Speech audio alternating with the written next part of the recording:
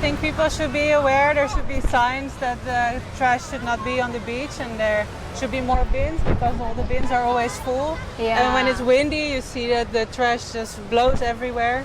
So the government, should really do a program to educate also the people around. Yeah. Maybe they can collect the trash together and make an incentive for people to, collect the plastic from the beach. Yeah. Tapi kalau sekarang sih sudah jauh lebih berkembang dan tertata. Cuman ya itu kembali lagi kesadaran masyarakat sih terhadap sampah dan menjaga lingkungan, karena kalau dari warna air laut ya dulu pas di 2017 saya kesini itu masih biru. Kalau sekarang kan udah mulai masih biru, masih rada kehijauan. Iya. Sampah biskuit, terus sampah saus itu aja masih ada yang terbawa di pinggiran pantai. Tadi pun juga saya di bagian sebelah kanan itu sampai ada mungkin sendal pengunjung, itu kan jadi sampah limbah juga, itu sampai ke bawah arus, terus sampai minggir tuh tadi ada 4 atau 3 pasang gitu. Jadi ya untuk sampah di Pantai Watu Kodok ini sih harapannya mudah-mudahan masyarakat yang kesini bisa lebih menghargai lingkungan dan menjaga lingkungan. Masih terganggu nggak? Nek delok kaya ngono kan? Misalnya kayak beling minggir wajibnya cahaya. Sampah-sampah ya terganggu sih mas dalam membuang sampah. Kalau membuang sampah plastik seperti itu mungkin dari pandangan mata sih, kan mungkin ada sampahnya lagi seperti sampah kaca-kaca yang bisa membahayakan.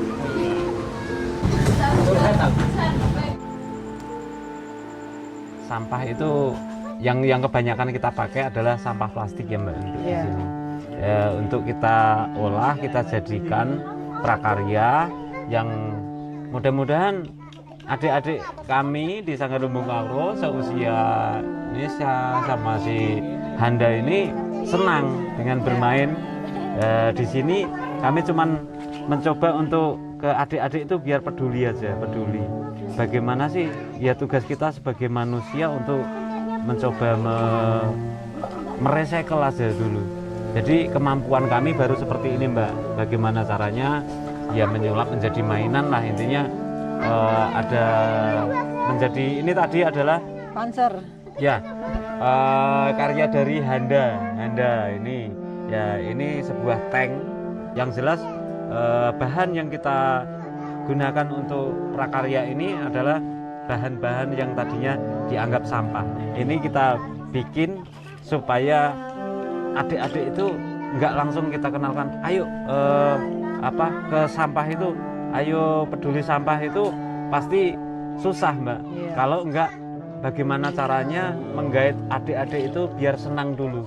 Nah, senang mereka karena usia mereka baru bermain. Nah, mungkin langkah kita dari Sanggar Lumbung Kawruh baru seperti ini, skalanya kecil mungkin kegunaan atau fungsinya untuk alam itu kita baru pedulinya ya seperti ini. Kayak gitu, Mbak. Iki robot deh. Robot. Arek gawe iki to. Sik iki robot ngaret iki. Lah. Itu salah dah. Suara. Oh iya. Sebenarnya tujuan kita adalah ekobrik, memenjarakan sampah plastik ke dalam botol.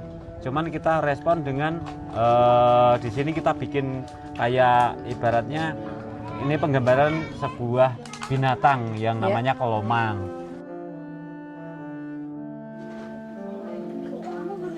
Lebih mengurangi sampah.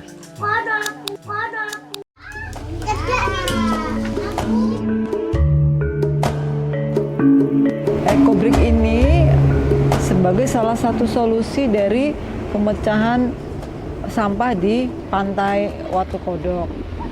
Kita mengumpulin sampah dari Pantai Watu Kodok, kemudian ibu-ibu desa membuatnya dan kepadatannya harus bagus dan beratnya 200 gram.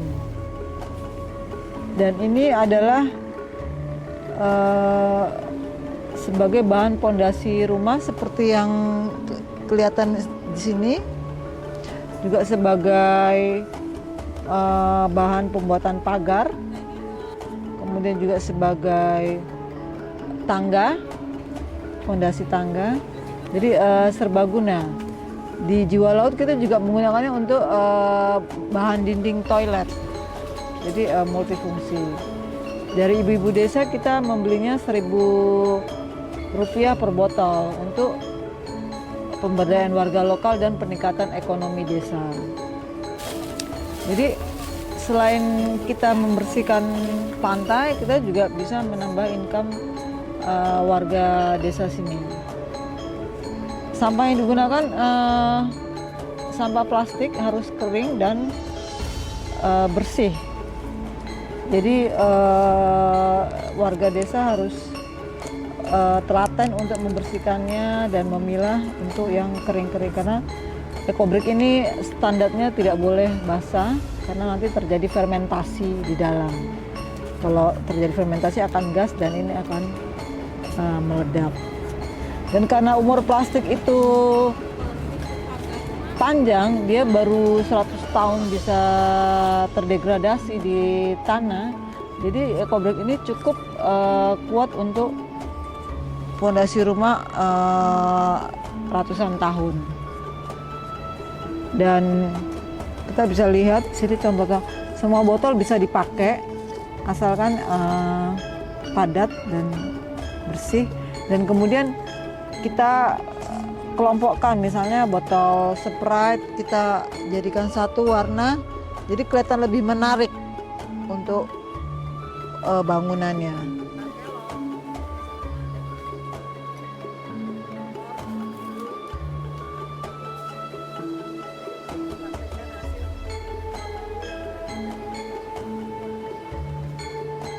Kita itu jualnya pilah-pilah, jadi nggak jadi satu. Kenapa harus dipilah-pilah, Mbak? Karena kan plastiknya beda-beda ya.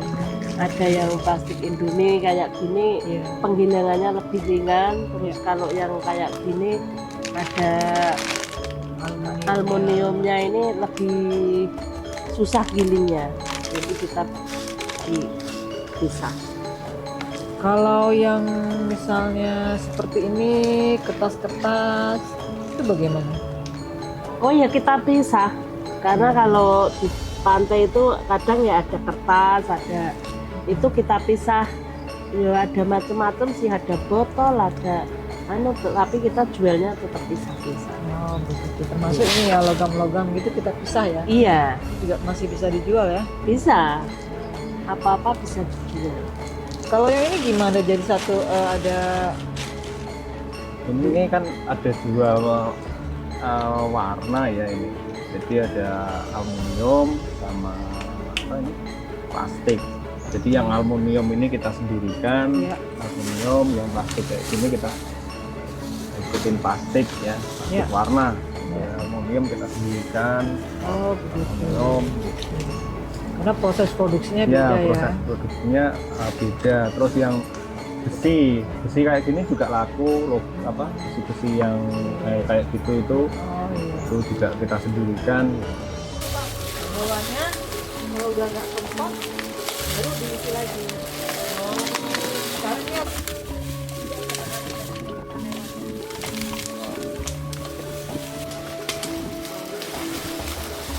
gitu tak baik.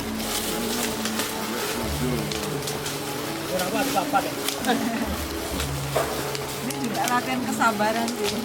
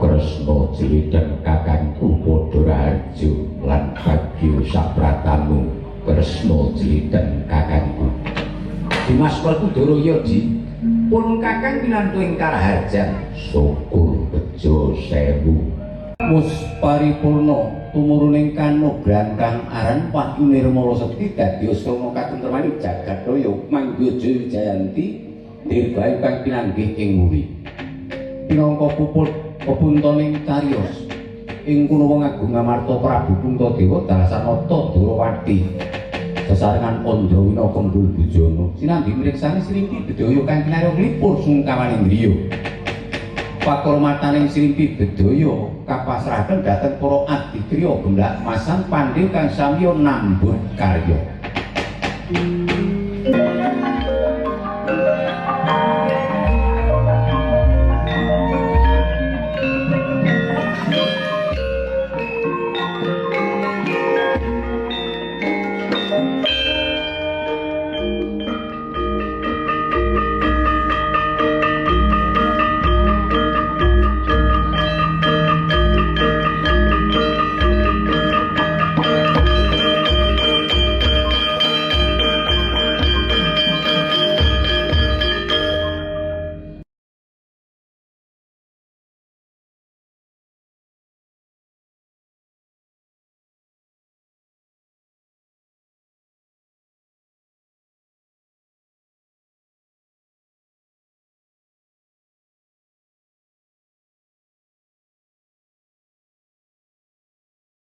Ayo kurangi sampah plastik.